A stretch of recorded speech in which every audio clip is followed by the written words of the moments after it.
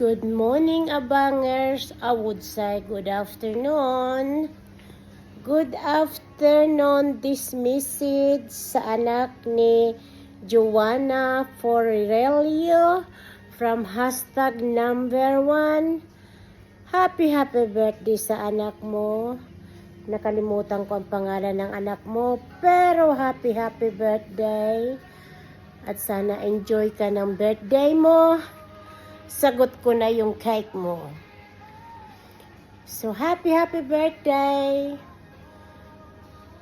Your cake on the way. Yung cake natin. Happy birthday. Pasensya na, anak. Nakalimutan ko, Joanna, yung pangalan ng anak mo. Pero happy birthday sa anak ni Joanna Forrelio from #1.